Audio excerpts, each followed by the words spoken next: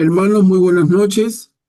Vamos al inicio de nuestra reunión de hoy jueves, en la que continuamos estudiando el libro del Génesis.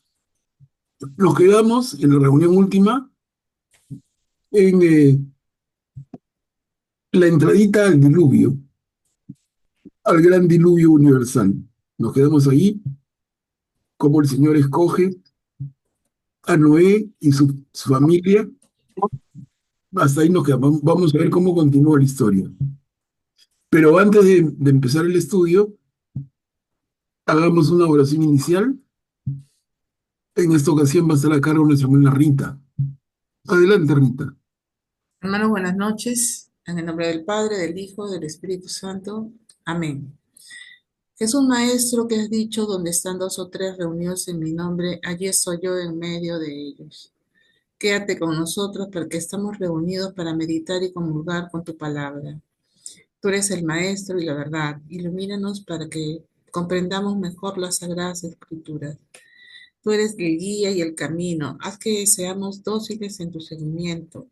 Tú eres la vida. Haz que nuestros corazones sean la buena tierra donde la semilla de la palabra produzca frutos abundantes de santidad y de apostolado. Jesús, Maestro, camino, verdad y vida, ten piedad de nosotros. En el nombre del Padre, del Hijo y del Espíritu Santo. Amén. Amén. Gracias, Rita. Hermanos, entonces, a ver, retomemos nuestro estudio y nos quedamos aquí, empezando el capítulo 7. La entrada, perdón, ahí me equivoco, he equivocado en escribir. La entrada de Noé en el arca. ¿Quién puede leer?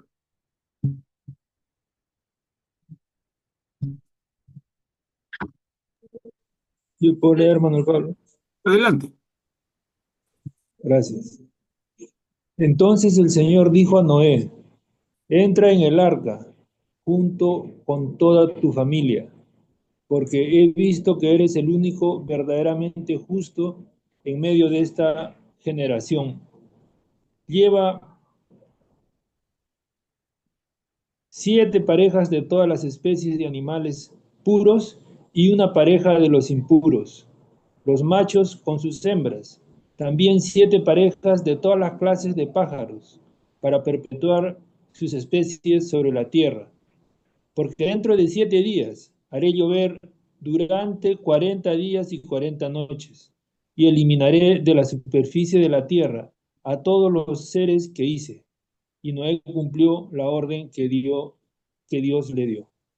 Gracias, Graciano. Mira, la entrada de Noé en el arca, entonces, claramente narrada. Entra Noé con su esposa, con sus 3 hijos, y las esposas de estos 3 hijos, y llevan consigo una pareja de animales impuros y 7 parejas de las especies puras. Interesante notar aquí, miren, usan el número 7, ¿no? 7 parejas, luego 40 días, son números que tienen unas, como mismos los símbolos, que tienen una significación especial en la cultura hebrea, ¿no? 7, lo hemos dicho varias veces, la completitud. Y 40, el número 40 que aparece aquí, como que van a ser 40 días de lluvias y 40 noches, pero 40, ¿se acuerdan ustedes? 40 años, Moisés en el desierto, 40 días, Jesús, que sufre las tentaciones. Hay varios momentos en la Biblia en que se usa este número 40. Vamos a pensar después en un ratito a qué se puede referir. A ver, si alguno de ustedes, por favor, quiere participar, me indica nomás y le doy la palabra. Pero creo que eso está muy sencillo todavía. El comienzo del diluvio. Aquí tenemos 2 diapositivas. Miren, prestemos atención a la forma en que va a narrarse este diluvio. Recordemos que son tiempos pues milenarios. El conocimiento de las leyes de la naturaleza no era muy claro. Entonces veamos cómo se explica esto, cómo se acciona. ¿Quién puede leer? Puedo leer Adelante, Miriam. el comienzo del diluvio. Cuando las aguas del diluvio se precipitaron sobre la tierra, Noé tenía 600 años. Entonces entró en el arca con sus hijos, su mujer y las mujeres de sus hijos, para salvarse de las aguas del diluvio. Y los animales puros, los impuros, los pájaros y todos los seres que se arrastraran por el suelo, entraron por parejas con él en el arca, como Dios se los había mandado. A los 7 días, las aguas del diluvio cayeron sobre la tierra.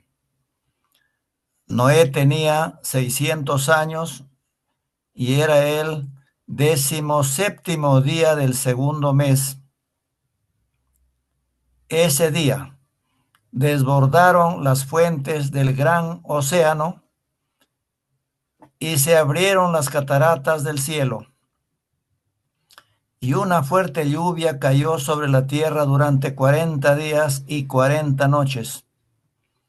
Ese mismo día habían entrado en el arca Noé, sus hijos Sem, Cam y Jafet, su mujer y las 3 mujeres de sus hijos, y junto con ellos los animales de todas las especies, las fieras, el ganado, los reptiles, los pájaros y todos los demás animales con alas.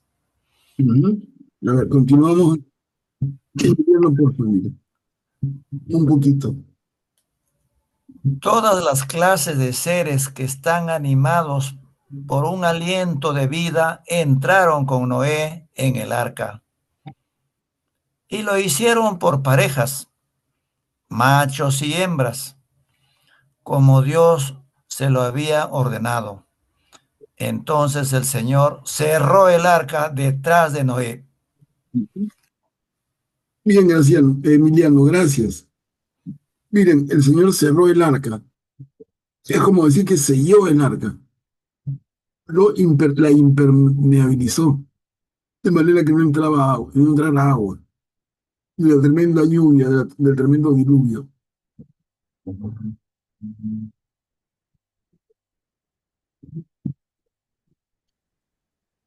Aquí la novedad, bueno, nos presentan a los 3 hijos de Noé, Sem, Cam y Jafet, con nombres. Por lo demás, eso ya lo habíamos visto. Entonces, continuamos aquí. La inundación.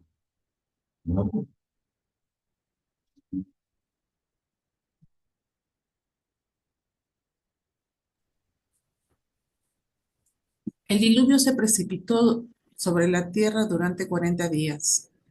A medida que las aguas iban creciendo, llevaban el arca hacia arriba, y ésta se elevó por encima de la tierra. Las aguas subían de nivel y crecían desmesuradamente sobre la tierra, mientras el arca flotaba en la superficie. Así continuaron subiendo cada vez más, hasta que en todas partes quedaron sumergidas las montañas, e incluso las más elevadas. El nivel de las aguas subió más de 7 metros por encima de las montañas. Entonces perecieron todos los seres que se movían sobre la tierra, pájaros, el ganado, las fieras, todos los animales que se arrastraban por el suelo y también los hombres. Murió todo lo que tenía un aliento de vida en sus narices, todo lo que estaba sobre el suelo firme. Así fueron eliminados todos los seres que había en la tierra, desde el hombre hasta el ganado, los reptiles, los pájaros del cielo. Solo quedó Noé y lo que estaba con él en el arca. Y las aguas inundaron la tierra por espacio de 150 días. Gracias, Rita. Recordemos por qué se produce este diluvio. ¿Por qué el Señor ordena a la naturaleza este fenómeno, que se inunde la tierra y mueren todos los seres humanos y especies animales, salvo Noé y su familia, y los que estaban con él en el arca? ¿Por qué se produce esto? De acuerdo con el relato bíblico, es un accidente natural, es un fenómeno del niño, o hay una acción detrás.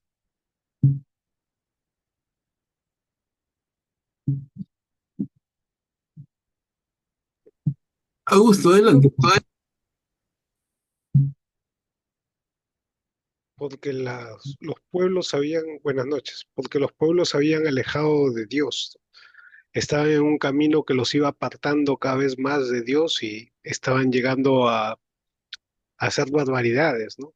Entonces Dios juzgó, supongo, en ese momento oportuno, que en lugar de que esto llevara definitivamente a que todo se alejara de Dios, cortar en ese momento, escoger un resto y comenzar de nuevo, ¿no? Miren ese término que ha usado Augusto, que claro, escoger un resto de esa humanidad, de los que fueran, escoge un resto fiel, y con ellos pretende comenzar de nuevo. Como que su primera creación ha fallado, pero no destruye todo. Deja un resto para que a partir de ellos se reestructure la vida y finalmente la vida humana. Graciano, adelante. Gracias, Manuel Pablo. Buenas noches con todos. En los capítulos anteriores me parece que hemos leído que Dios se arrepiente de lo que había hecho y por eso quería empezar de nuevo. En mi Biblia, creo que en los pies de página lo explican así. Entonces es una decisión de Dios porque el hombre pues no le había salido como él pensaba, ¿no? Se fue por el lado malo. Y entonces incluso acá en mi Biblia lo comparan con una nueva creación, empezar prácticamente de cero, ¿no? Es como una nueva creación y Dios utiliza el, el diluvio para borrar pues toda la existencia. Alguien se preguntaría, ¿y por qué también murieron los animales y el que falló fue el hombre, ¿no? Entonces, acá en mi Biblia explican que la creación se considera como un todo, ¿no? O sea, no puede haber el hombre solo ni los animales solos. Todos somos una sola creación. Gracias. Gracias, gracias. Muy bien, ¿alguien más que quiera comentar? Muy claro lo que dice Graciano, ¿no? Y entonces entramos, hermanos, al capítulo 8. El diluvio llovió durante 40 días y 40 noches. El agua estuvo cubriendo la superficie de la tierra por 150 días, pero luego viene el descenso de las aguas. Empezamos el capítulo 8 con esto. Son dos diapositivas. ¿Quién puede leer?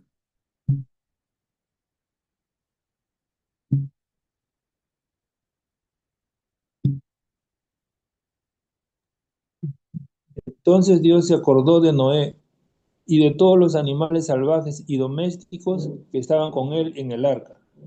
Hizo soplar un viento sobre la tierra y las aguas empezaron a bajar. Se cerraron las fuentes del océano y las compuertas del cielo, y cesó la fuerte lluvia que caía del cielo. Poco a poco las aguas se fueron retirando de la tierra, y al cabo de 150 días ya habían disminuido tanto que el 17º día del 7º mes el arca se detuvo sobre las montañas de Ararat. Así continuaron disminuyendo paulatinamente hasta el 10º mes, y el primer día del 10º mes aparecieron las cimas de las montañas.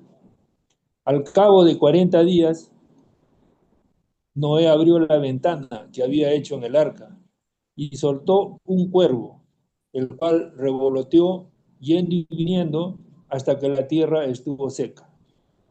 Después soltó una paloma para ver si las aguas ya habían bajado, pero la paloma no pudo encontrar un lugar donde apoyarse y regresó al arca porque el agua aún cubría toda la tierra.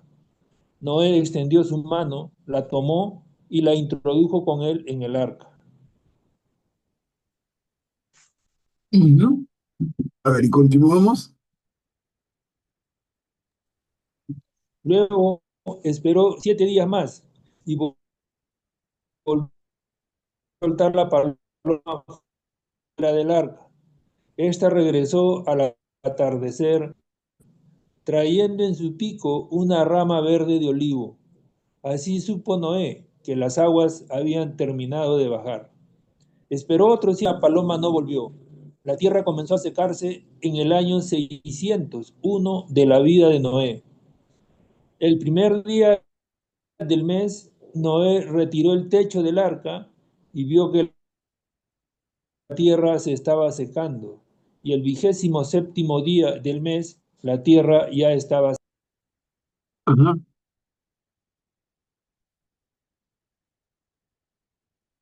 Entonces acá merezca ampliar el comentario de los 40 días, ¿no? Miren, se usa varias veces. Y llovió durante 40 días y sus noches.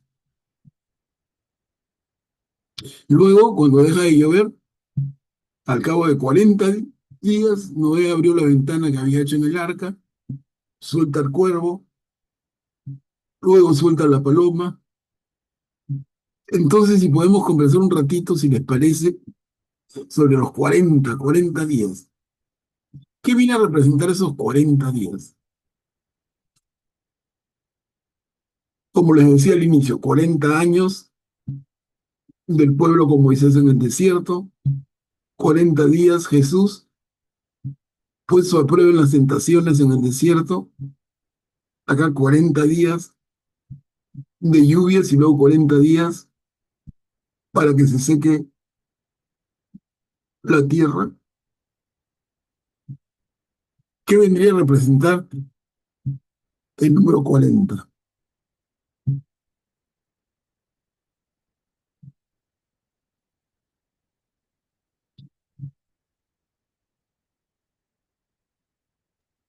Graciano, adelante.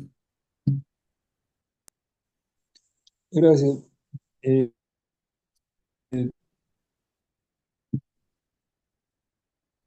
no conozco bien cuál sería la razón, pero por lo que uno lee, sería el tiempo necesario para que el- las obras de Dios causaran el efecto, ¿no? Si él limpiara de todo lo malo y aplicó igual, es una medida como que es lo suficiente para que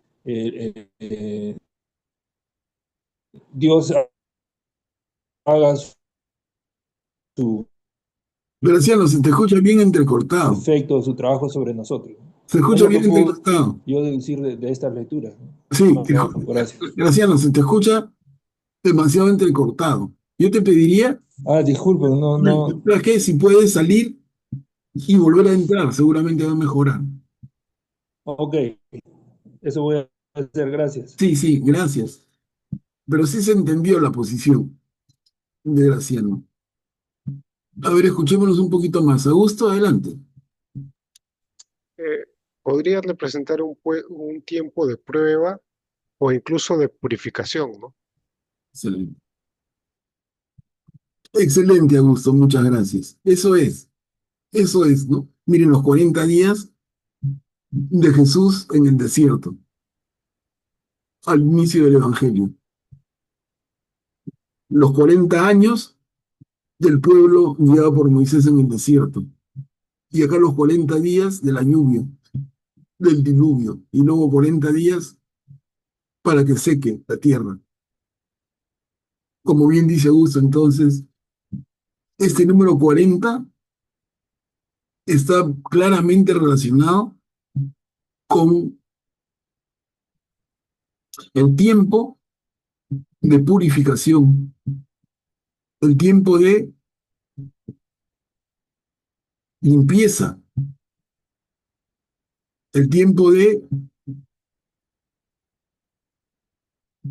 reflexión del pueblo, de la persona, para encontrar su camino y reencontrar su camino hacia Dios. Entonces los 40 representan esto, ¿no? De esta manera y de acuerdo a lo que está induciéndonos a Augusto a pensar, el diluvio tiene ese sentido más que destructor, de purificar, de limpiar.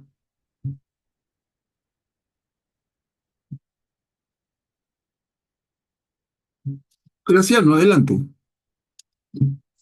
Ok, aquí en mi Biblia, en el pie de página, comparan el cuervo con la paloma, ¿no? Y dicen que el cuervo es un ave impura y por eso no regresó al arca. En cambio, a la paloma la consideran un ave pura y por eso volvió con la rama de olivo. Ok, gracias. Gracias. Pero queda claro entonces el concepto de 40. 40 días o 40 años, tiempo de purificación, un tiempo de piedad, un tiempo de prueba, como es el caso de Jesús en el desierto, al inicio del Evangelio según Marcos.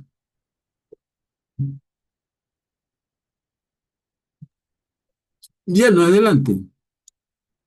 Ah, buenas noches.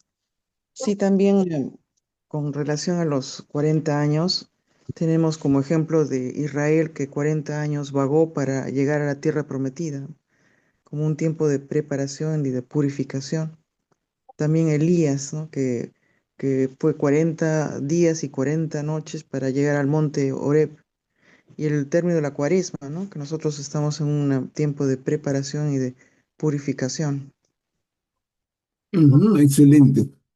Bien, excelente. Entonces, el sentido de los 40 es un símbolo.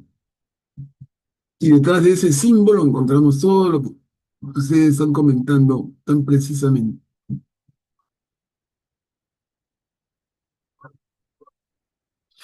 Ok, a ver, avanzamos.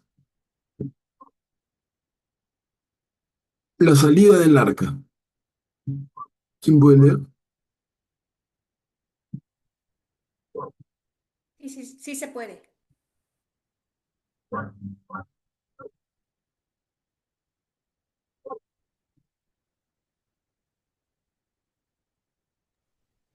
La salida del arca. Entonces Dios dijo a Noé, sal del arca con tu mujer, tus hijos y las mujeres de tus hijos. Saca también a todos los seres vivientes que están contigo, aves, ganado o cualquier clase de animales que se arrastran por el suelo, y que ellos llenen la tierra, sean fecundos y se multipliquen. Noé salió acompañado de sus hijos, de su mujer y de las mujeres de sus hijos. Todo lo que se mueve en el suelo, todas las bestias, todos los reptiles y todos los pájaros salieron del arca, un grupo detrás de otro. Entonces estamos repoblando la tierra. ¿De acuerdo? Es un nuevo renacimiento, ¿verdad? Claro. Y miren, y en las palabras de Dios a Noé en el primer párrafo, lo que les dice, llenen la tierra, sean fecundos y multiplíquense. Eso es interesantísimo de notar, desde ese momento tan temprano en la Biblia, este mandamiento del Señor. Quien en la tierra sean fecundos y multiplíquense, es decir, tengan muchos hijos. Entonces vamos a entender desde ahorita en lo que va a suceder después, cuando encontramos mujeres en la Biblia que no pueden tener hijos. Y el tema es terrible, porque está yendo contra el mandato de Dios. Dios les dice, sean fecundos y multiplíquense. ¿Y qué pasa con la mujer estéril?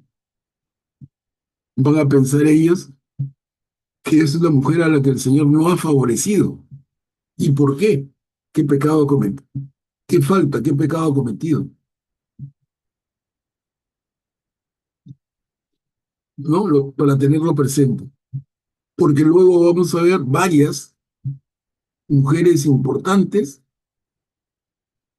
que no pueden tener hijos y cómo finalmente a través de la obra y de la gracia del Señor logran tener hijos. A ver, avanzamos. Con esto terminamos el capítulo 8, el sacrificio de Noé. No es un sacrificio en términos de que él se inflinja algo, no. No, o sea, Noé ofrece un sacrificio. A ver, ¿quién puede leer? Luego Noé levantó un altar al Señor y tomando animales puros y pájaros puros de todas clases, ofreció holocaustos sobre el altar. Cuando el Señor aspiró el aroma agradable, se dijo a sí mismo, nunca más volveré a maldecir el suelo por causa del hombre, porque los designios del corazón humano son malos desde su juventud. Ni tampoco volveré a castigar a todos los seres vivientes, como acabo de hacerlo. De ahora en adelante, mientras dure la tierra, no cesarán la siembra y la cosecha, el frío y el calor, el verano y el invierno, el día y la noche. Bien, gracias, gracias. Miren, entonces se presenta al Señor un sacrificio, un holocausto sobre el altar, y en el primer párrafo lo dice muy clarito, cuando el Señor aspiró el aroma agradable.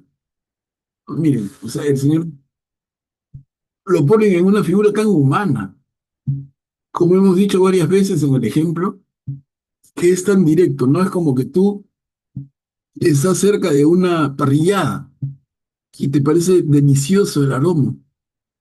Imaginemos aquí el Señor como que está en una nube arriba y sube el olor del sacrificio ofrecido y es tan agradable. Lo complace tanto que el Señor dice, nunca más volveré a maldecir el suelo por causa del hombre.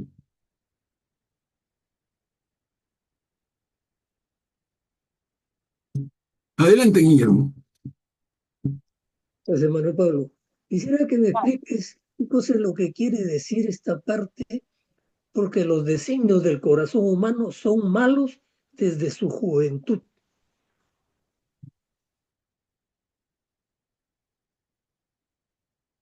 Claro, desde su juventud, desde sus inicios, es esa tendencia a lo que vamos a conocer luego en el término de esa tendencia del ser humano al pecado, ¿no? ¿Cuál es el término que usamos? ¿Se acuerdan? Concupiscencia. Concupiscente.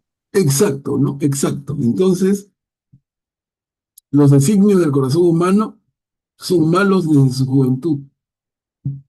Es esta tendencia del hombre y de la mujer al pecado, la concupiscencia.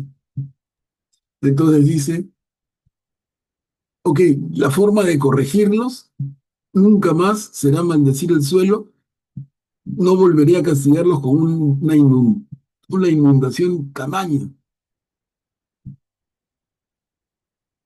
El Pablo, Sí, Guillermo. pero el designio no se puede decir que sea solamente malo, porque el hombre tiene libre albedrío de optar por el bien o por el mal. Entonces está en nuestro corazón y en nuestra creación la posibilidad de decidir por uno o por el otro. ¿No crees? Claro que sí, claro, pero la tendencia en el ser humano es la concupiscencia, la tendencia al pecado, ¿no? Y a eso es a lo que se refiere, o sea, en la pluma del autor sagrado, a eso se refiere, es su forma de explicarlo de una manera tan clarita, tan gráfica, tanto que podamos entenderla todos. Pero a ver, escuchémonos, Augusto, adelante. Sí, eso también tiene que ver con el lenguaje semítico, ¿no? Hay que recordar que en el lenguaje semítico solo hay extremos, no hay intermedios, es decir, o es bueno o es malo, no hay más o menos, o es puro o es impuro. Cuando escuchamos en el Evangelio del domingo, vimos que se dice, si ustedes que son malos dan cosas buenas a sus hijos, ¿cuánto más el Padre del cielo, ¿no? Entonces, no es que esté diciendo que nosotros seamos malos, sino que es así, el que no me ama a mí y odia a su padre y a su madre. O sea, no quiere decir que lo odien, sino que no lo ame tanto como a mí, ¿no? O sea, eso es lo que está queriendo decir, sino que en el lenguaje semítico sean esos extremos, por eso hay que entenderlos, ¿no? No hay en el hebreo palabras intermedias que hagan eso que nosotros podemos expresar en el español, no lo pueden expresar de la misma manera, ¿no? Entonces, cuando dice que el ser humano es malo, quiere decir que no es totalmente bueno, que no es como había sido creado originalmente por Dios, que ya el pecado ya lo había herido, ¿no? Que el pecado dejó de ser completamente bueno y entonces no es tan bueno, ¿no? Tiene una inclinación hacia el mal. No quiere decir que sea totalmente malo, ¿no? Y quería comentar sobre la partecita esta de comienzan a sacrificar, ¿no? Pero menos mal que habían llevado más pares de animales de los puros, porque si se comenzaban a sacrificar y era un par, se acababan esos animales y no había cómo. Por eso de repente habían llevado más pares adicionales de los puros, ¿no? Y sabemos que los judíos pues tienen ciertos animales puros que se consideran los que pueden comer, ¿no? Como los corderitos, las palomas, ¿no? Mientras que los animales impuros son los cerdos, los leones, el cuervo, ¿no? Las lagartijas, ¿no? Ellos no comían mariscos, tampoco comían el pescado, eso sí era puro, ¿no? Entonces, tenían ciertos animales que les llaman kosher en la actualidad, ¿no? O sea, aptos para que sean consumidos porque son puros, ¿no? Gracias, Augusto, bien clarita la posición. Y eso es, ¿no? Entonces, en el lenguaje semítico, como dice Augusto, no hay términos medios. Y además, en la forma de ser del hebreo, ellos son muy confrontacionales. Y vemos a Jesús también, guardando todas las distancias, pero Jesús en el Evangelio, cuando pone la mano fuerte, la pone fuertísimo.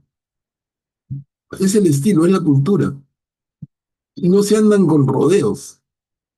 Mira, te quiero decir, hermanito, nada que ver. Te digo las cosas de frente. Eso además, como dice Augusto, de la característica del propio lenguaje y cómo expresan las cosas.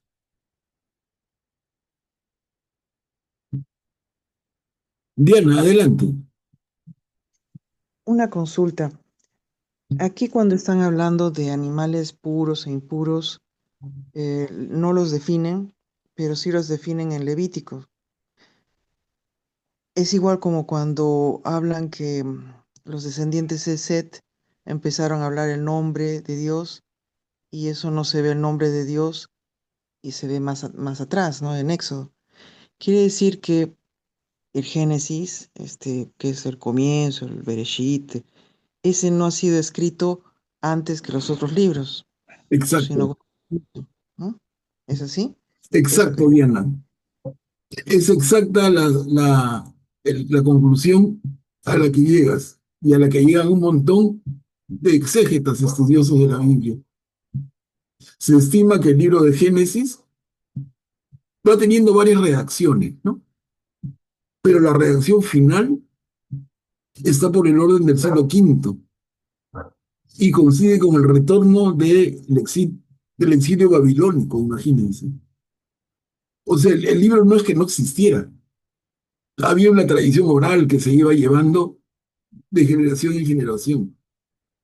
Pero este libro se escribe en su forma definitiva alrededor del siglo V, es decir, siglos antes, perdón, muchos siglos después de que esos acontecimientos habían ocurrido. Se tienen, digamos, hay bases firmes para suponer que uno de los primeros libros en haberse escrito del Antiguo Testamento es el libro de Jueces. Miren. Y por otro lado, como decimos, el libro de Génesis, que es el primer libro, se habría escrito casi entre los últimos. Ahora, las tradiciones estaban, tradiciones orales, pero se escriben siglos después. Y por eso es inevitable lo que tú comentas. Muy buena observación.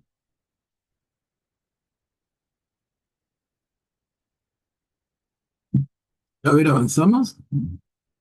Empezamos el capítulo 9. La bendición de Dios a Noé. Entonces Dios bendijo a Noé y a sus hijos diciéndoles: sean fecundos, multiplíquense y llenen la tierra. Ante ustedes sentirán temor a todos los animales de la tierra y todos los pájaros del cielo, todo lo que se mueve por el suelo y todos los peces del mar. Ellos han sido puestos en manos de ustedes. Todo lo que se mueve y tiene vida les servirá de alimento. Yo les doy todo eso como antes les di los vegetales. Solo se abstendrán de comer la carne con su vida, es decir, con su sangre. Y yo pediré cuenta de la sangre de cada uno de ustedes. Pediré cuenta de ella a todos los animales. Y también pediré cuenta al hombre de la vida de su prójimo. Otro hombre derramará la sangre de aquel que derrame sangre humana, porque el hombre ha sido creado a imagen de Dios. Ustedes, por su parte, sean fecundos y multiplíquense, llenen la tierra y domínenla. Gracias, Mari Carmen. Miren, entonces en la bendición que Dios le da a Noé y a sus hijos, repite lo que hemos leído hace un poquito, ese gran mandamiento. Sean fecundos, multiplíquense y llenen la tierra.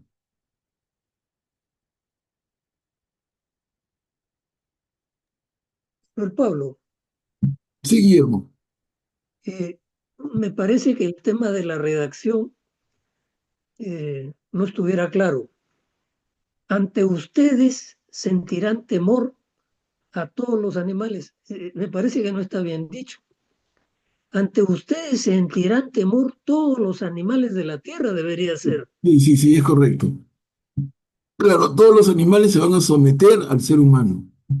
Así es. Y el ser humano, es correcto lo que dices, y el ser humano les pone nombre, indicando pues una posición de dominio del hombre sobre el animal. El hombre le pone nombre al animal y el animal siente temor ante el hombre. Es correcto, Guillermo. Gracias. Por otro lado, en capítulos anteriores, alguien dijo de que el hombre debe ser vegetariano, pero acá le dice Dios claramente, yo le doy todo esto como antes le di los vegetales. O sea, todo lo que se mueve y tiene vida le servirá de alimento. Más claro en el agua, ¿no? Claro, y entonces se tiende a pensar que en la creación Dios se hace al hombre vegetariano, pero a partir del diluvio se amplía concepto de alimentación y se incluyen no solamente vegetales, sino también animales, ¿no? Entonces diríamos, el hombre es vegetariano, aunque te digo, eso se discute mucho, pero ya los analistas sexuales dicen, de acuerdo al texto, desde la creación el hombre es vegetariano y a partir del diluvio el hombre incluye la carne en su dieta. A ver, Pablo, yo he leído los 6 primeros capítulos antes de la clase y cuando habla de la hierba del campo, es para que se alimenten los animales, no el ser humano. Así está el texto. No, pero es alimento para el ser humano también. Claro, si no, ¿de qué vivía el hombre, no? Claro, pero al ser humano le da la posibilidad de comer la fruta de los árboles, ¿no? Y y como fruto del campo, todo lo que cultive como agricultor. Pero el texto literal habla de que es a los animales, las aves, el ganado y los animales que se arrastren comerán la hierba del campo, dice. Bueno, es Sí, un comentario nada más, no es una claro. cuestión. Sí, es cuando uno lee así como estás leyendo, Guillermo, es que salen todas estas cosas, ¿no? Sí, es interesante.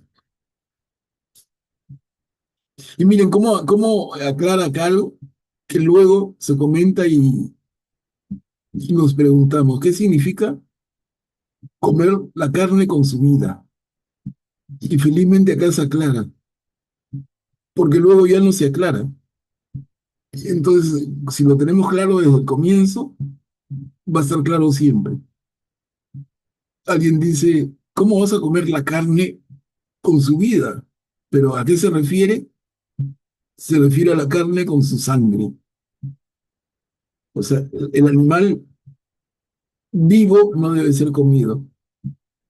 Augusto empleó hace un rato el término de la comida kosher, con K.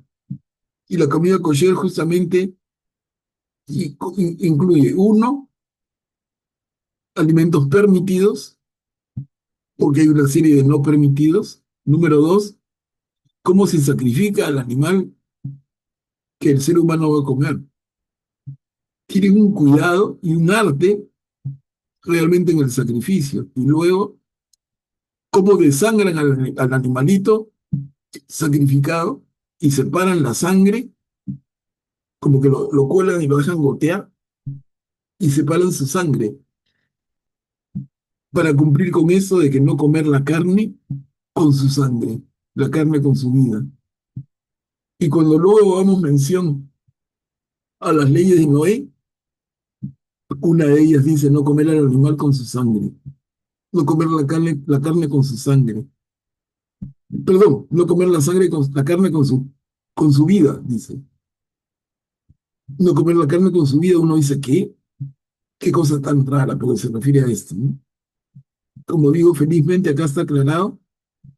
Luego, el que no ha leído esto con calma, se encuentra con esto más adelante en el Antiguo Testamento y como parte esencial de la cultura judía y no lo entiende. Augusto, adelante. Podría también estar aquí un antecedente a la ley del talión, ¿no? Cuando dice que también pediré cuenta al hombre de la vida de su prójimo. Otro hombre derramará la sangre de aquel que derrame sangre humana, ¿no? O sea, si tú matas, otro te matará, ¿no? Podría ser un antecedente también de la ley del talión, ¿no? O una influencia. Claro, claro. Recuerda la ley del talión, ojo por ojo, diente por diente. Que uno que parece, y aprovecho a comentarlo brevemente, pero para muchos la ley del talión parece pues medio salvaje, ¿no? Ojo por ojo, diente por diente. Me pegas, te pego. Me cortas la oreja, te corto la oreja. O sea, te respondo con la fuerza de tu acción, pero significa un avance.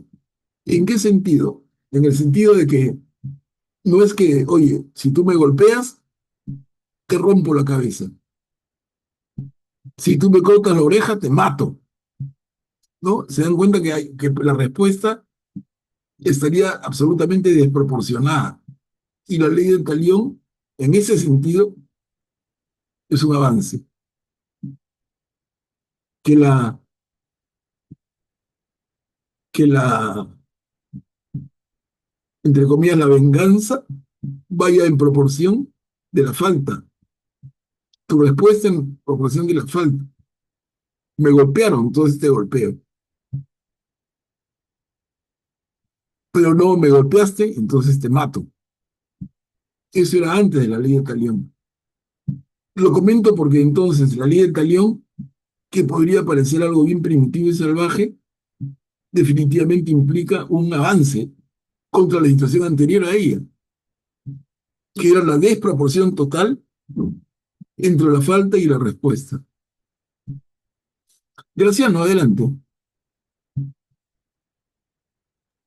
En el capítulo 4 hay un título que dice El canto de Lamec, y ahí Lamec describe cómo mató a un hombre por una contusión, ¿no? Entonces ese es el extremo del que se parte, y la ley de Talión ya es una mejora a ese extremo, ¿no? Como tú dices. Así es, buen ejemplo, sí, cierto, cierto. Guillermo, estabas tú queriendo intervenir. Sí, yo cuando se hablaba de que solo se abstendrán de comer la carne, cuando viene decir con su sangre. Nosotros los peruanos tenemos la costumbre de comer la sangre del cabrito. Cuando se beneficia a un cabrito, lo primero que hace es recopilar la sangre en un recipiente y luego esa sangre separada se prepara como lo que se llama sangrecita. Y es un plato muy sabroso, desde luego. Claro. Y además muy recomendado por médicos por el alto contenido de proteína, ¿no?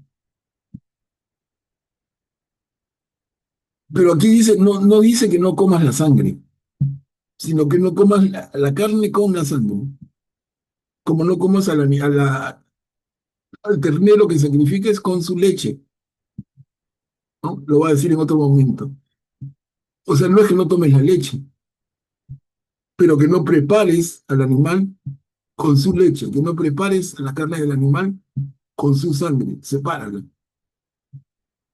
¿Por qué? Porque la sangre representa la vida.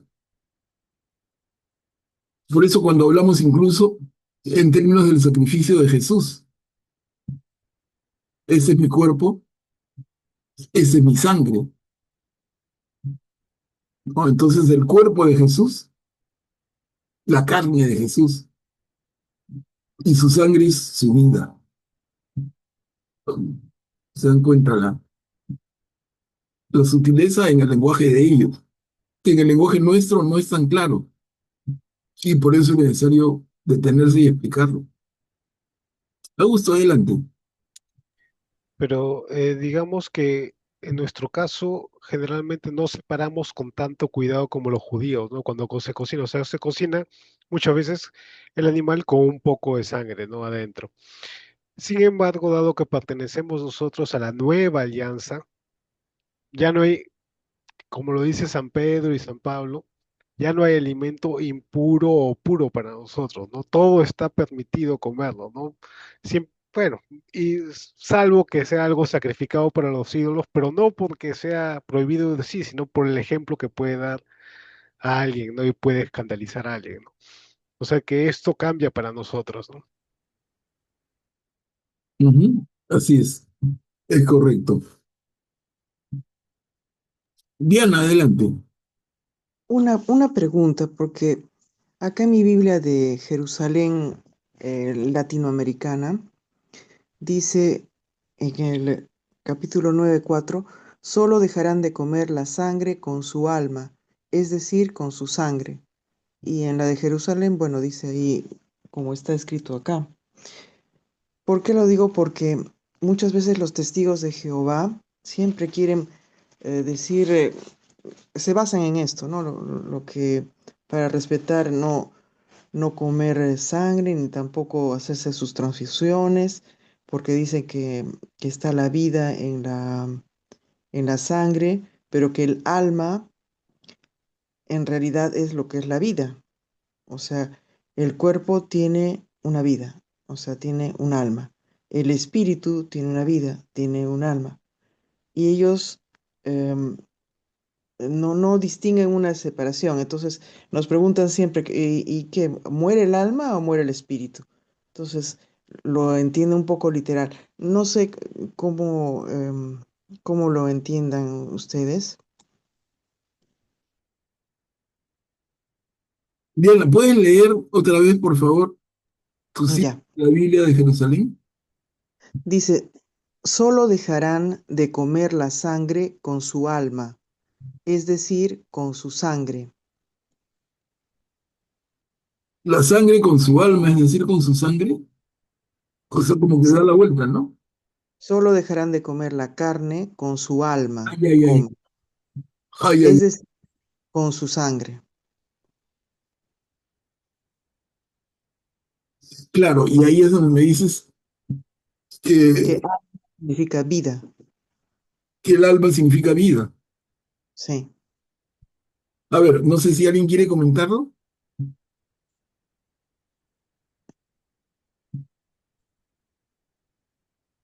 Y en un texto también, en el Nuevo Testamento, dice eso de, es la separación que es así tan chiquitita entre lo que es el espíritu y lo que es el alma. Entonces, como que los términos, eh, yo sé que el alma es la vida, pero entonces, ¿qué diferencia es? ¿Y es igual decir espíritu que alma? Porque mira, vamos a dar oportunidad para intervenir. Pero yo, Ujú, cuando Dios crea al hombre, ¿no? De arcilla y le insufla el espíritu, ujú, le sopla, ¿no? El soplo de Dios ujú, repite su espíritu en el hombre. Y tú dices, ujú. ¿y el alma dónde queda? Es lo mismo, dices tú, hablar de alma y hablar de espíritu. A ver, no sé si alguien nos ayuda con esto. Está la mano de Augusto, adelante. No, yo creo que alma y espíritu son distintos, ¿no? El alma está intrínsecamente unida al cuerpo, el espíritu proviene de Dios y nos da la vida, ¿no? Pero es raro que lo hayan traducido de ese modo, ¿no? En la Biblia de Jerusalén latinoamericana, dijiste, ¿no? No sé si en una Biblia de Jerusalén que no sea latinoamericana, si lo traducen como vida, ¿no? Yo he buscado en la Biblia en Navarra, en otra Biblia que tengo que es bastante acertada, también lo traducen como vida, ¿no? Es raro que lo hayan traducido aquí, hayan mezclado ese concepto, ¿no? No sé a qué se deberá, ¿no? Pero no me parece del más correcto, la más correcta traducción, ¿no? Puede llevar a confusiones, como dices. Sí. La de Jerusalén, que no es latinoamericana, no lo dice como alma. Claro, y ahí, A veces por tratar de hacer más simple las cosas las complican, ¿no? A veces pasa eso. por eso que hay que tener tanto cuidado, ¿no? Los traductores y también para nosotros se recomienda no leer una sola Biblia, sino comparar. Ahí está la riqueza nuestra. A ver, veamos acá. Guillermo, adelante. Gracias, don Pablo. Yo recuerdo hace muchos años que un profesor de historia de la filosofía en el seminario nos decía que el concepto de alma es un concepto filosófico introducido por los griegos y prolongado por los romanos. Sin embargo, la palabra alma está en el Nuevo Testamento y creo en el Antiguo también. Pero lo que para mí es muy claro es lo que está en el texto del Génesis. Cuando Dios crea al hombre del polvo de la arcilla, o la arcilla del polvo del suelo, le insufla un soplo de vida, o sea, le insufla el espíritu. y el espíritu es lo que da la vida. Entonces, cuando se produce la muerte del ser humano, se produce la muerte de su cuerpo. Y ese es el momento en el que el espíritu se desprende del cuerpo mortal que queda en el mundo y el espíritu regresa a otro plano existencial que es hacia su creador. Y esto está bien clarito en el Evangelio de San Juan, al final. Lo dice bien claro San Juan. Y habiendo pronunciado esto, exhaló entregó su espíritu, dice. No dice entregó su alma por Cristo. Entregó su espíritu y inclinó su cabeza. Entonces, la muerte de Jesús es exactamente porque Jesús era hombre, Dios y hombre. Muere como hombre, pero muere como un hombre común y corriente. Su espíritu se entrega a su creador, se separa de su cuerpo mortal. La resurrección es otra cosa ya posterior, ¿no? Y la muerte humana es exactamente lo mismo. Por eso es que la Iglesia recomienda que en el caso de que se sepulte a un difunto sin se sepulte el cuerpo del difunto en su féretro, en un nicho o en el suelo, se le sepulta tal cual. Y cuando se incinera, se reduce todo a cenizas, solamente se conserva el esqueleto nada más, que se quema y la potencia del fuego, creo que es más de 1000 grados de calor, eh, queman incluso los huesos que son tan difíciles de reducir.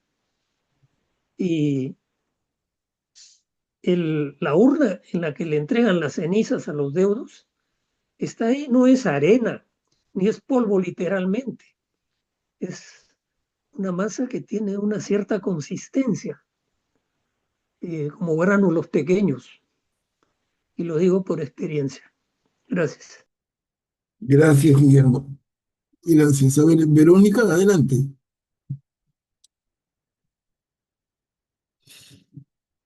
Buenas noches con todos, hermanitos.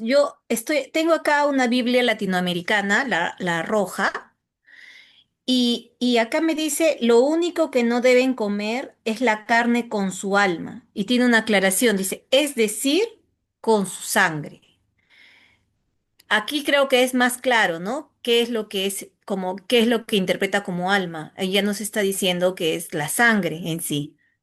No sé cómo lo interpretan ustedes mejor, no sé. Claro, Verónica, esa es un poco la duda que nos comparte Diana, que hemos intentado responder, pero yo creo que queda al final la pregunta que ella nos hizo. ¿El espíritu y el alma son diferentes? La respuesta es sí, en que entonces, ¿dónde está cada uno? ¿No? Entonces, creo que se ha dicho, pero el tema como que fuera más complicado. Augusto dijo, no, el concepto de alma responde más a la cultura y a la filosofía griega, ¿no? A los griegos. En todo caso, no sé si alguien quiere participar, si no, yo creo que el tema es tan interesante que yo mismo tomo nota y me lo planteo como tema de revisión para compartirlo en la próxima reunión. Cuando aparecen temas así, excelente identificarlos y darles toda la importancia y toda la atención que requieren. A ver, pero, a ver, Augusto, adelante. Sí, creo que ese comentario lo hizo Guillermo, eso, la relación con la filosofía griega. Eso creo que lo hizo Guillermo. Pero en todo caso, San Pablo sí nos habla en uno de los versículos de San Pablo sí nos habla distintivamente entre cuerpo, alma y espíritu, ¿no? Entonces ahí sabemos que están separados, donde el alma es lo que, digamos, le da la moción al cuerpo, le insufla, y es, digamos, la relación directa entre la moción que tiene el cuerpo, entre lo que le da vida al cuerpo, y el espíritu vendría a ser el soplo que da vida en relación a Dios, ¿no? El alma eso está unido al cuerpo, pero la relación entre ese cuerpo y esa alma con Dios es el espíritu, ¿no? Ujú. Porque miren, gracias Augusto, porque yendo a otro campo, cuando definen al hombre, dicen el hombre es cuerpo, mente y espíritu. Como que la mente fuera separada del cuerpo, porque ahí está la materia gris, el pensamiento, las emociones. Entonces, ¿qué relación habría entre ese concepto de mente y ese concepto de alma? Les digo, no, yo no lo había visto en tanto detalle, pero a la pregunta reiterada de Diana, al menos a mí me hace pensar y ofrezco revisarlo. Y los invito a hacerlo, de verdad es un buen ejercicio. La, Concretamente, pa- Diana, la palabra, alma y espíritu, ¿son lo mismo? No. Y si no son lo mismo, ¿dónde está cada uno? la palabra, por favor. Adelante, Emiliano. Estoy tratando de armar una pequeña respuesta. Dice que el alma es la parte inmaterial que da vida al cuerpo y lo anima, el alma. Y el espíritu se entiende como la dimensión que permite al ser humano relacionarse con Dios y con el mundo espiritual. Ujú. Hasta ahí. Muy bien. Te aclara más, ¿no? En la misma línea de la introducción de Augusto, en la misma línea aclara más. Perfecto. Guillermo, adelante. Gracias, hermano Pablo. Yo lo que quería pedirte es que tú que tienes más Biblias a tu disposición y tienes obra, buscar qué dicen los exégetas al respecto, porque definitivamente el texto de Juan es revelador. Entregó su espíritu, lo dice claramente. No habla del alma para nada ahí. Y al comienzo, Dios le insufla un soplo, ¿no? Que es el espíritu que tiene el ser humano. Entonces, a ver qué dicen los exégetas, porque eso nos aclararía el concepto a todos. Sí, Gracias. sí, gracias, sí, eso es lo que voy a hacer.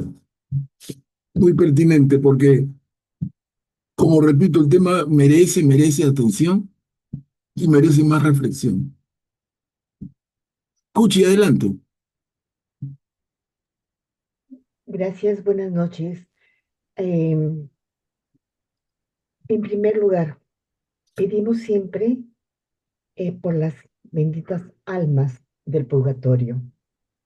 No decimos pidamos por los benditos espíritus del purgatorio.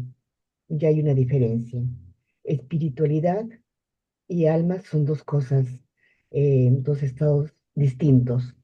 Y San Mateo también lo dice, en numerosos en el Nuevo Testamento específicamente tengan miedo de los que matan el alma y que no maten ¿cómo es? Sí, que maten el cuerpo, pero que no maten su alma. Ese especial cuidado por el alma, porque es lo que, eh, en resumidas cuentas, va a retornar, de acuerdo a la vida que se haya llevado, a la casa del Padre.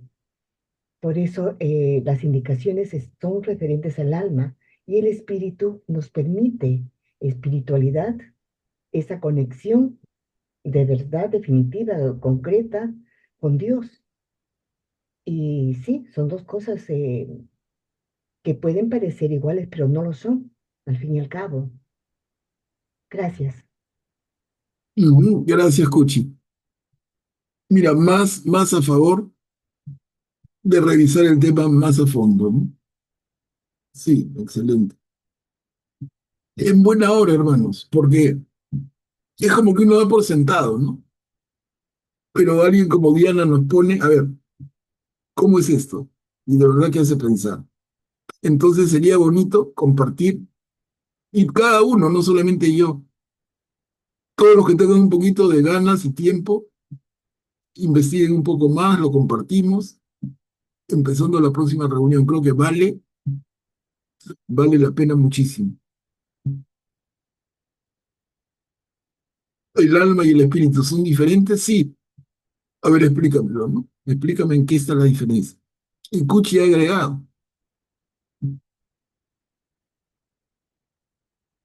un tema para chequearlo.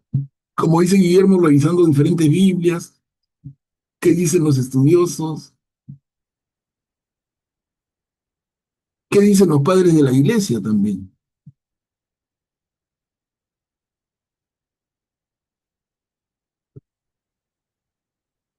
A ver, entonces queda ese tema pendiente, ya tomé nota y avanzamos. La alianza de Dios con todos los seres vivientes.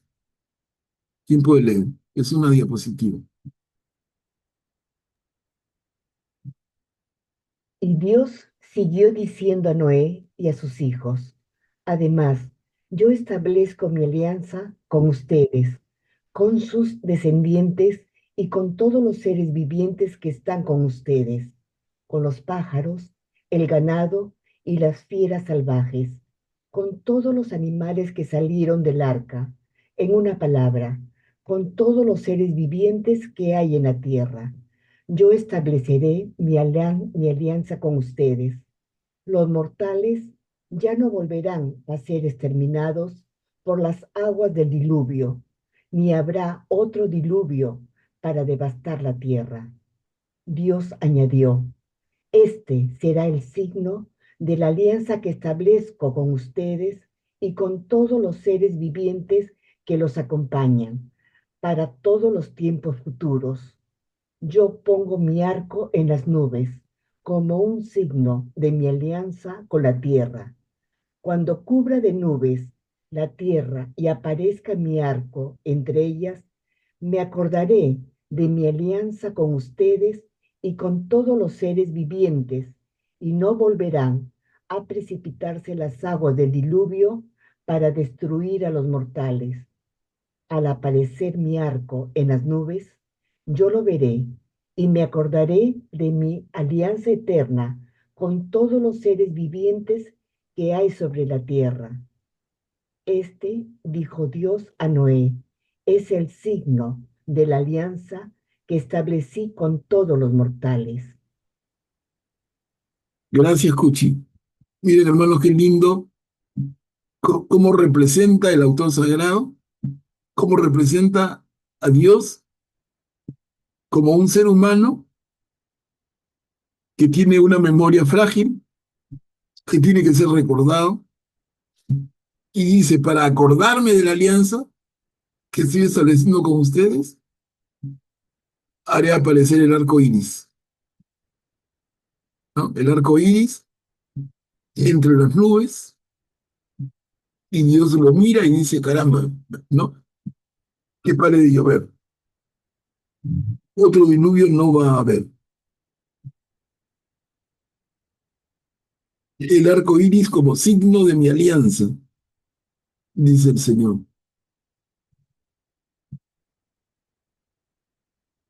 Aquí hay para comentar bastante, ¿no? O sea, la alianza requiere un signo, y ese signo lo establece el Señor entre las nubes, en el arco iris.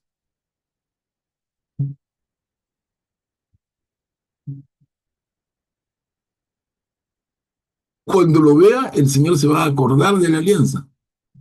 Si no lo ve, se olvida. ¿Eso es Dios? ¿O es la manera en que el ser humano ve a Dios?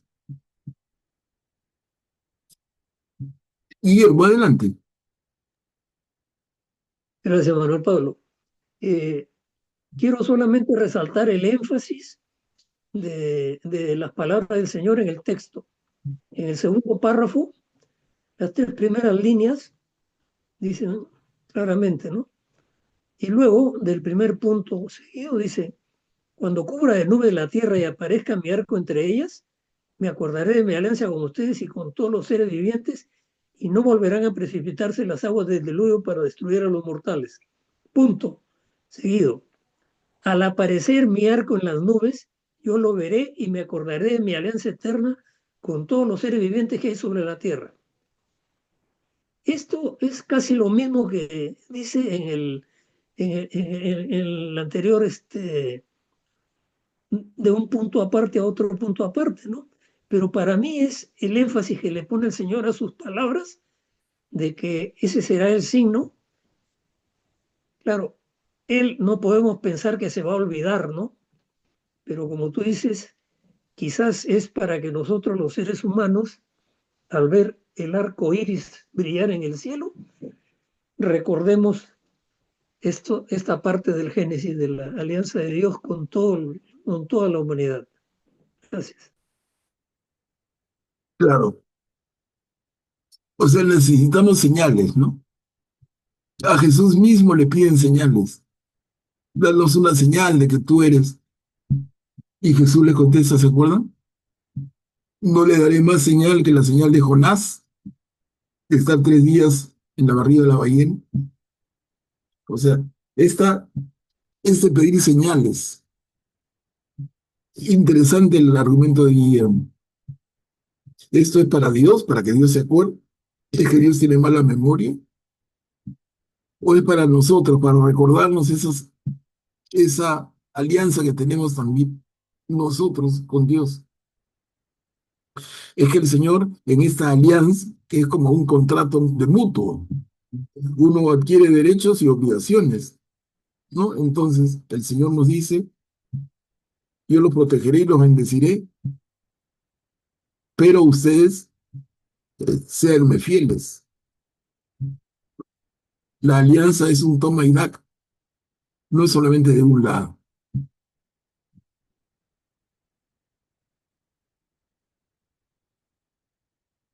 ¿Alguien más? Miren qué interesante es.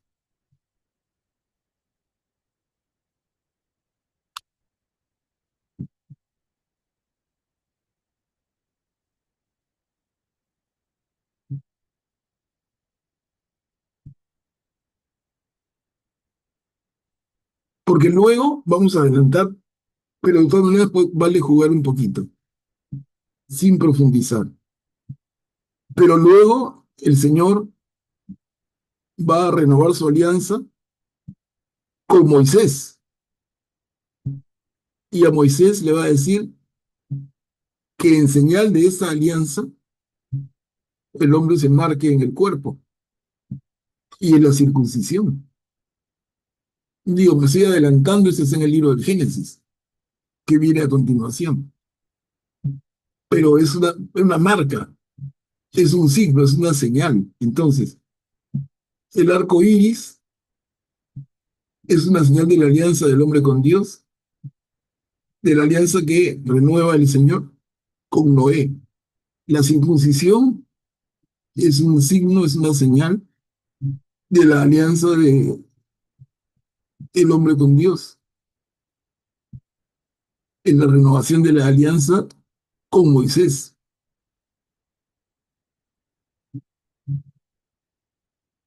Diana, adelante.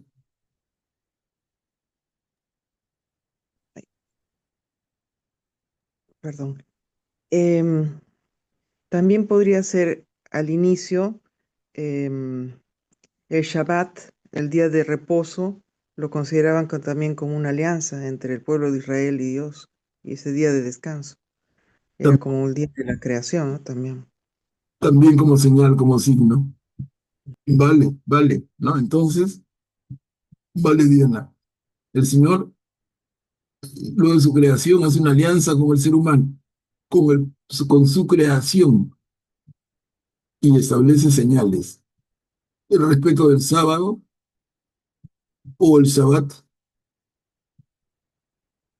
luego el arco iris con Noé, luego la circuncisión con Moisés, y van a haber respuestas, pero miren, vamos encontrándole un sentido a todo esto. Augusto, adelante. justo este tema de la señal y del signo para la nueva alianza. Es algo que he estado viendo el fin de semana y tenemos pasajes interesantes que lo, que lo proveen en el Antiguo Testamento, como Ezequiel, ¿no? Ezequiel 9 del 4 al 6. Y dijo el Señor: pasa por medio de esta ciudad, por medio de Jerusalén, y pon una marca en la frente de los hombres que suspiran y gimen a causa de todas estas abominaciones que se hacen en medio de ellas.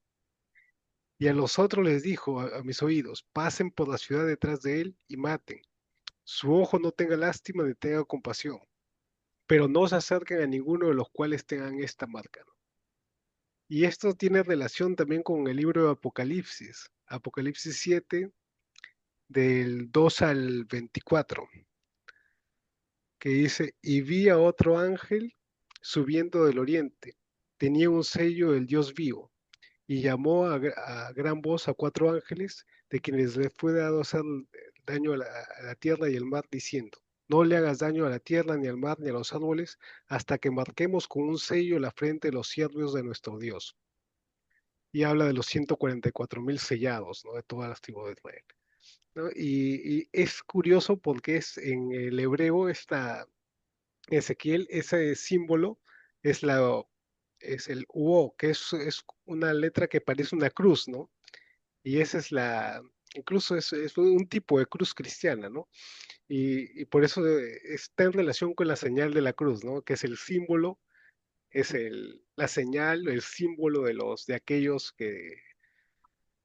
bueno, que van a ser salvados, ¿no? O sea, la señal de la cruz, que es mucho más, ¿no? Yo estaba leyendo justo un libro de eso, que es mucho más que una mera señal, ¿no? Es una confesión de fe, hay un desarrollo ahí también. Ujú, ujú. Bien, gracias, Augusto. Yo más bien, escuchando a Augusto, me corrijo. Creo que dije y reiteré que la señal de la circuncisión es con Moisés, no, es con Abraham. No, me corrijo, disculpen. Entonces tenemos la señal, como señaló Diana,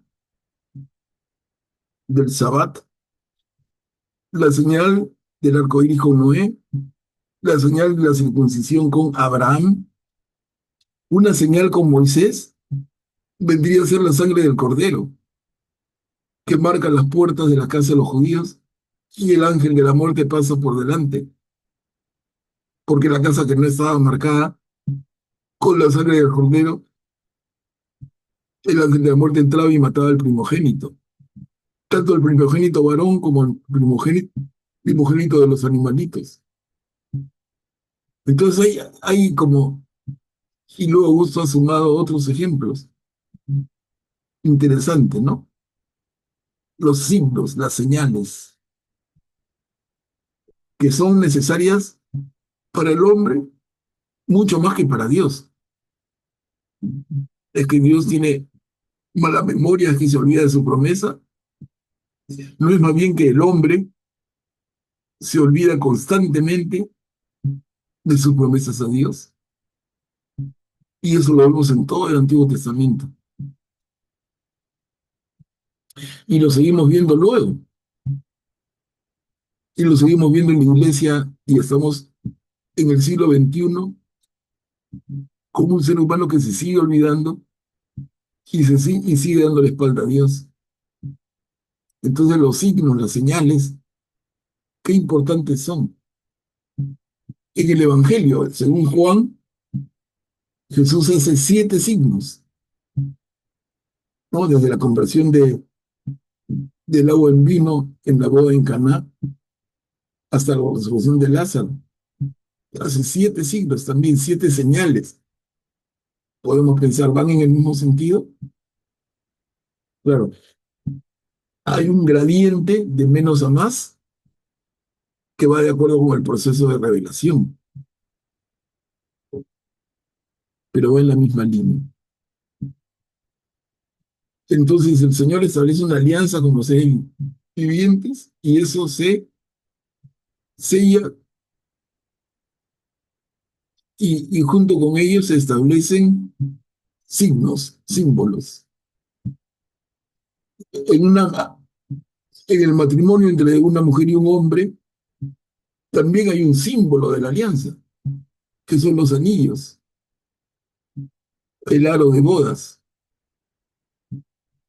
Entonces, los signos los necesitamos los hombres mucho más, muchísimo más que Dios mismo. Es para que nosotros, y no Dios que no se va a olvidar nunca, que nosotros no nos olvidemos del compromiso asumido.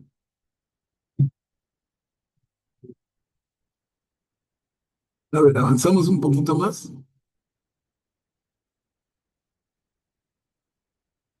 Vamos a terminar el capítulo 9 con estas dos diapositivas. Los hijos de Noé.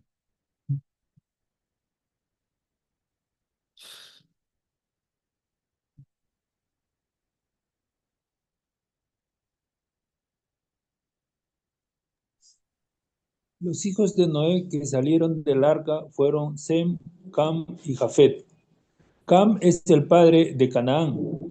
A partir de estos tres hijos de Noé se pobló toda la tierra. Noé se dedicó a la agricultura y fue el primero que plantó una viña, pero cuando bebió vino, se embriagó y quedó tendido en medio de su carpa, completamente desnudo. Cam, el padre de Canaán, al ver a su padre desnudo, fue a contárselo a sus hermanos, que estaban afuera. Entonces Sem y Jafet tomaron un manto, se lo pusieron los dos sobre la espalda y caminando hacia atrás, cubrieron la desnudez de su padre. Como sus rostros miraban en sentido contrario, no vieron a su padre desnudo. Cuando él despertó de su embriaguez y se enteró de lo que había hecho su hijo menor, dijo: Maldito sea Canaán, él será para sus hermanos el último de los esclavos. Y agregó: Bendito sea el Señor, Dios de Sem, y que Canaán sea su esclavo. A ver, continuamos.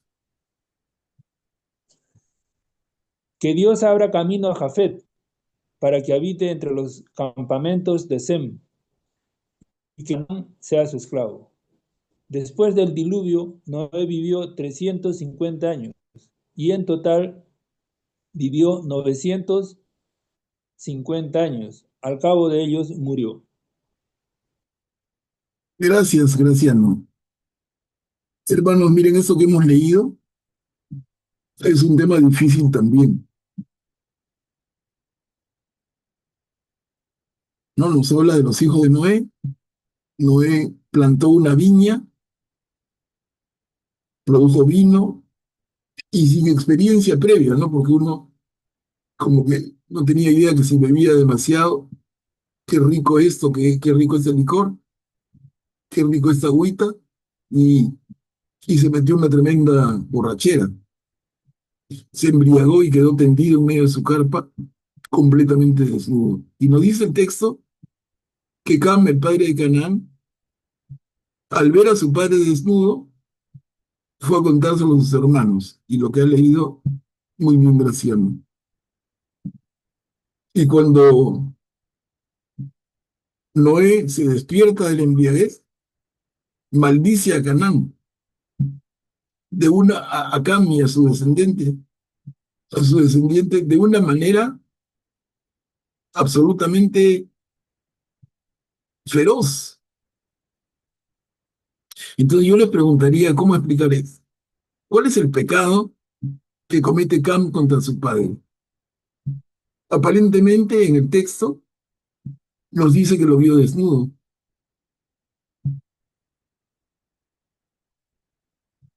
Que el hijo vea desnudo a su padre merece esta respuesta tan implacable. Maldito, lo maldice y le dice, como dijo bien Graciano, y entonces Canaán será esclavo de Sem y Canaán será esclavo de Jafet.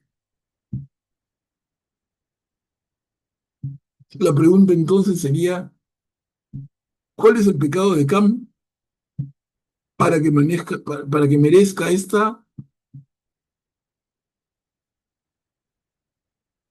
este castigo tan duro?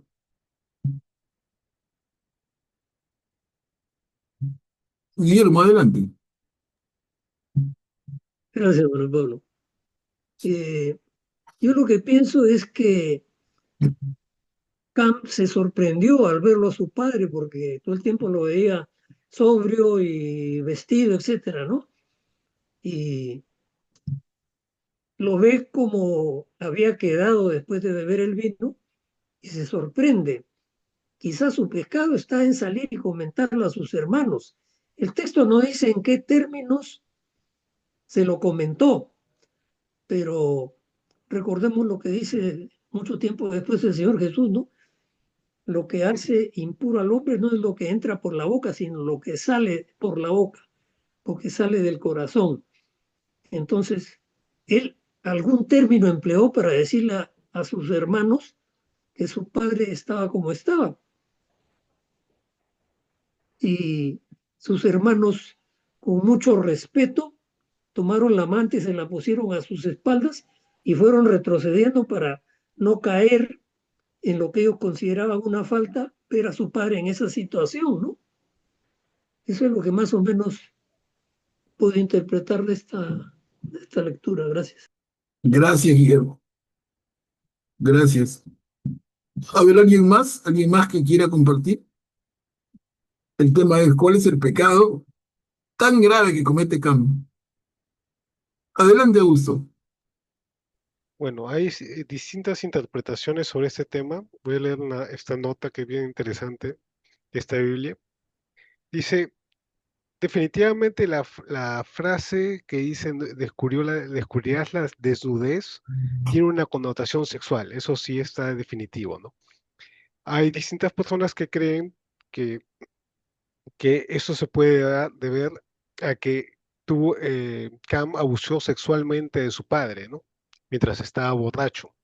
Sin embargo, aquí en esta Biblia presenta otra explicación, que dice que ese término también se presenta en Levítico 18:8, cuando dice, no descubrirás la desnudez de la mujer de tu padre, es la desnudez de tu padre. Es decir, la desnudez de la mujer del padre está relacionada con la desnudez del padre también. Entonces, lo que plantean ellos es que en realidad tuvo relaciones sexuales con la mujer de su padre, ¿no? Por eso es que el castigo también aquí explica, no se lo da directamente al hijo, sino a la descendencia del hijo. Entonces, ¿por qué? Porque la descendencia del hijo iba a ser, digamos, al tener relaciones con la mujer de Abraham, iban a tener probablemente un hijo. Y ese hijo iba a ser maldito, ¿no? Porque había sido, eh, digamos, había sido fruto de una relación prohibida, ¿no? Que no se debió dar. Entonces, en ese sentido lo toman aquí en esta Biblia. Ya es una explicación un poquito más extensa, pero este es, digamos, el concepto, ¿no? Que violó a la mujer de su padre, ¿no? Aprovechando que su padre estaba embriagado y no lo podía ver. Gracias, Augusto. Es excelente lo que has comentado y justamente por ahí van las investigaciones más serias que he podido estudiar. Les digo, el tema queda abierto también para que todos ustedes investiguen. El tema es tan importante y la hora ya nos está ganando que podríamos quedar aquí para comenzar la próxima. O sea, en este comentario, el pecado de Cam, la maldición de Canaán, ¿no?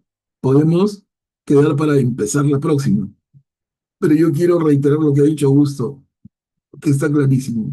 Hay dos interpretaciones muy fuertes, partiendo de que en el lenguaje semita, ver la desnudez de alguien tiene una connotación sexual innegable.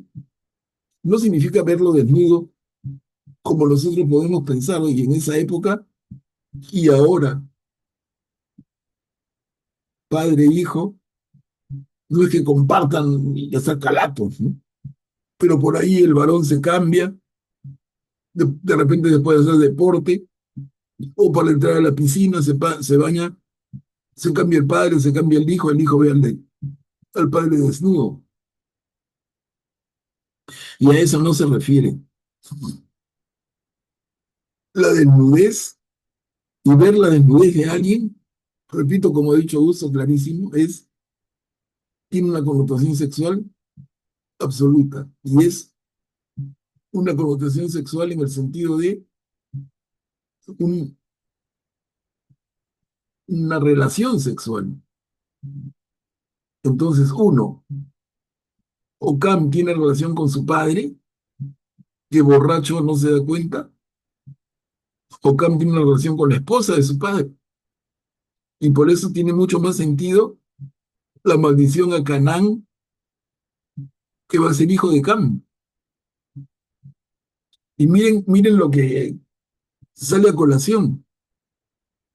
Si nosotros recordamos, ya yendo un poquito más adelante en la Biblia, cuando el pueblo elegido, cuando el pueblo de Dios busca la tierra prometida, ¿cuál es la tierra que el Señor le promete?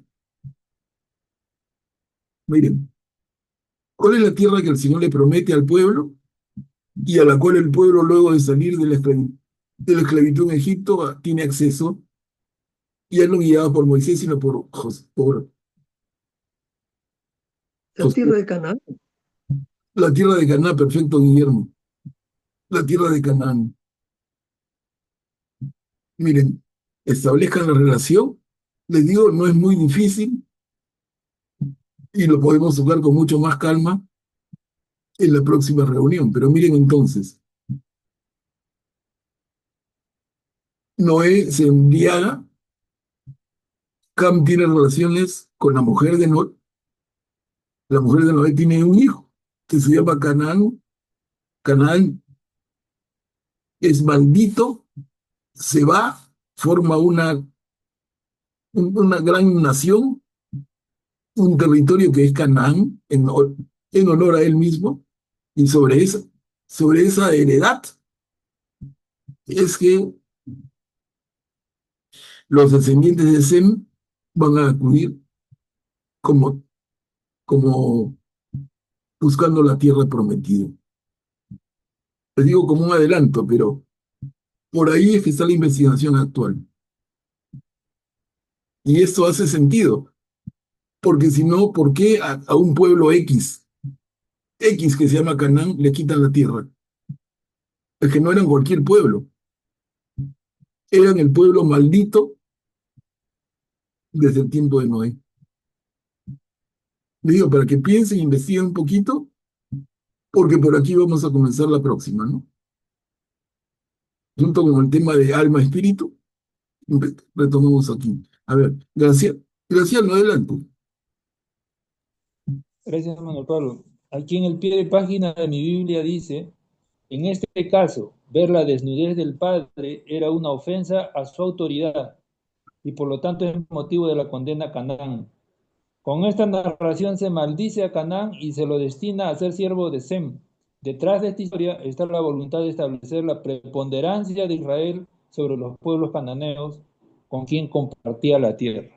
O sea, es una interpretación un poco más suave, ¿no? No mencionan nada del tema sexual, ¿no? Gracias. Sí, y la razón es clara, Graciano. Es que el tema es muy difícil. Entonces, aparece el término, o digamos, se usa un término que luego nosotros conocemos. ¿Se acuerdan del término eufemismo? Ese es lo que está pasando acá. Un eufemismo. ¿Quién me ayuda? ¿Qué es un eufemismo en general? Es lo contrario de llamar a las cosas por su nombre, ¿no? Algo pasa y tú le das vuelta. Al suceso lo adornas, lo suavizas.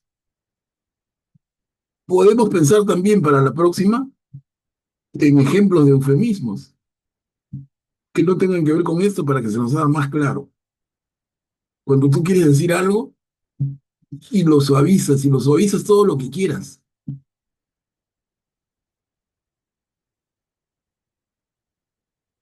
Entonces acá hay una clave también, ¿no? ¿Es este un eufemismo? Es que, como dijo Augusto bien, y que no es que Augusto lo haya inventado, ni se le haya ocurrido, simplemente está comentándonos conclusión de muchos estudiosos. El ver desnudos a su padre significa algo sexual, directamente con su padre o con la mujer de su padre.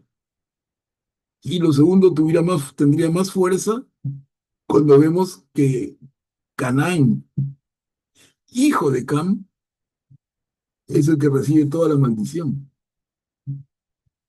Y la maldición es tan fuerte que los lleva hasta el momento de que la tierra prometida es la tierra de Canaán. Miren.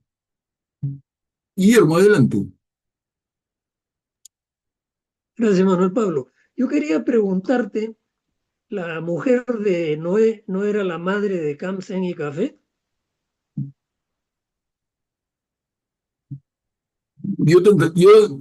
Yo me vería tentado a decir que sí. O sea, peor todavía. Claro, porque sería un incesto increíble, ¿no? Peor todavía, claro. Así es. Miren, ve. Entonces, porque si no, ¿cuál es el pecado? Oye, vi desnudo a mi padre y mi padre me maldice de esta manera. Diana, adelante.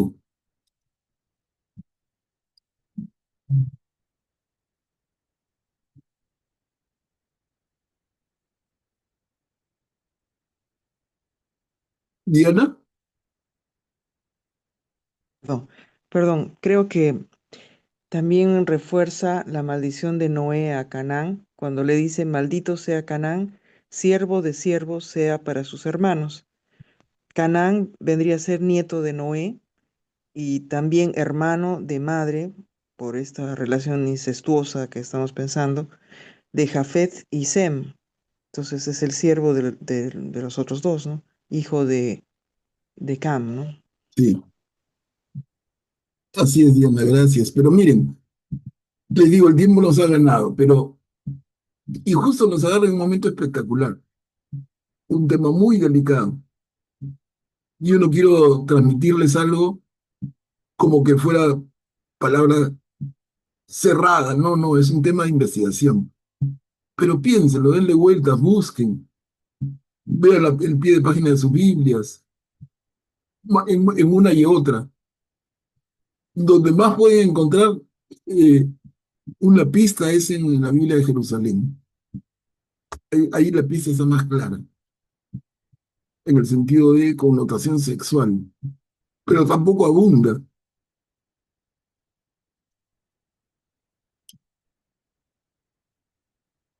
Entonces, hermanos, quedamos aquí, miren, he tomado nota, queda pendiente el tema de espíritu y alma, esa relación y esa diferencia.